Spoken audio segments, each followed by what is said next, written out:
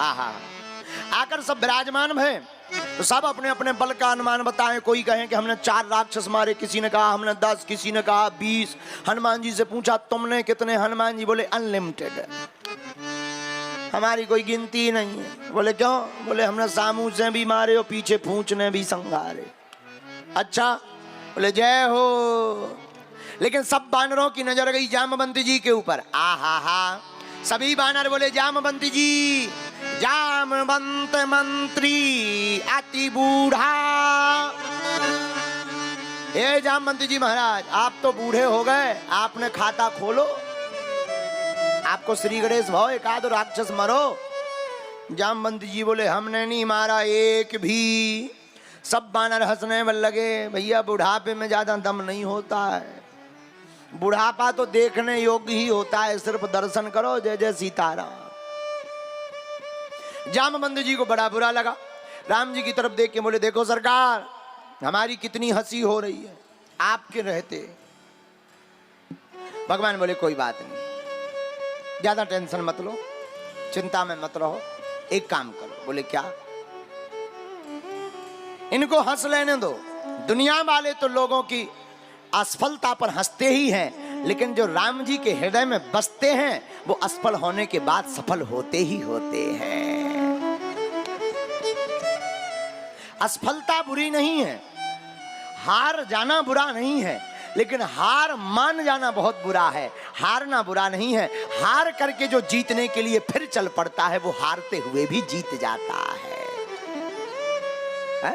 कई लोग यहां ऐसे बैठे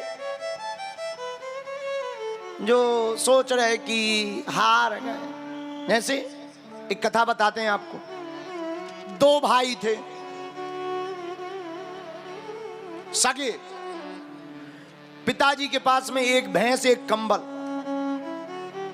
पिताजी मरने लगे तो दोनों भाइयों को कह गए अच्छे से रखना, अच्छे से रहना। पिताजी मर गए। बड़ा भाई होशियार, छोटा भाई भोला भाला। तो जब पिताजी मर गए तो बड़े भाई ने कहा देखो भाई, हम लपड़ा नहीं चाहते हैं, बंटवारा कर लो। बोले क्या करें? बोले एक काम करते हैं। बोले क्या?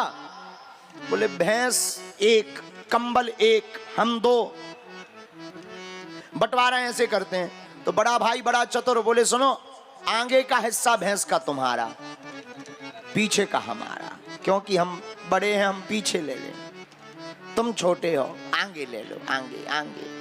बोले कंबल? बोले कंबल का बंटवारा ऐसे। बोले दिन में तुम्हारा, रात को हमारा। अब भैंस को चराए तो छोटा भाई दिन भर, दूध खाए बड़ा भाई।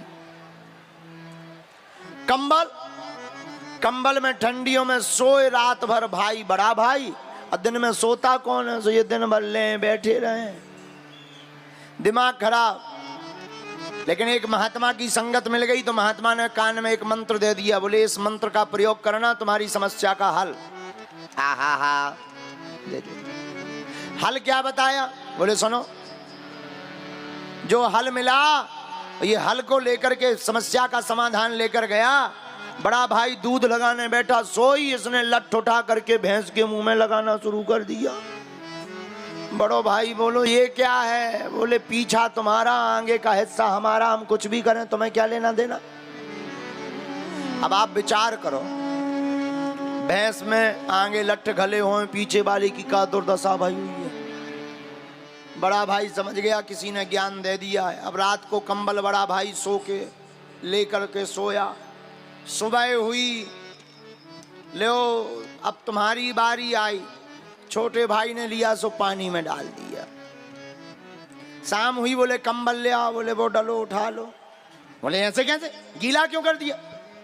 छोटा भाई बोला क्यों ना करें, दिन में हमारा, हम चाहे गीला करें चाहे सूखा करें, चाहे सोए चाहे नाचे चाहे गाएं, क्या लेना देना है। बड़ा भाई समझ गया कि कोई ज्ञानी मिल गया। पूछा कहीं विदिशा तो नहीं गए थे तुम? बोले गए थे।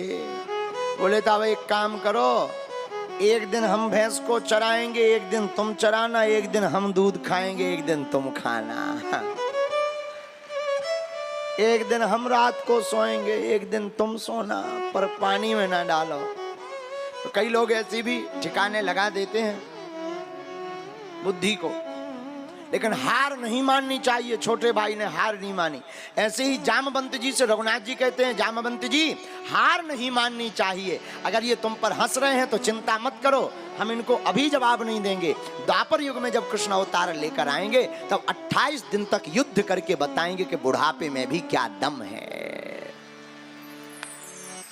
बोलो सीताराम। जामवंत जी बोले, महाराज युद्ध तो हो ही गो, अब आपको मणि चाहिए तो एक काम करो। बोले क्या? हम आपको मणि तो दे देंगे, लेकिन मणि के साथ साथ आपको हमारी पुत्री को स्वीकार करना पड़ेगा। भगवान बोले, एक विवाह पहले ही हो चुको। जामवंत जी बोले, दूसरो सही। 1 2 3 4 5 6 7 भामर पड़ी। भगवान का विवाह संपन्न हो गया। दहेज में मणि लेके भगवान आए, राजा के सामने आके खड़े हो गए। ए सत्राजित, हमारे ऊपर कलंक लगा रहा था कि हमने तुम्हारे भाई को मारा है। ये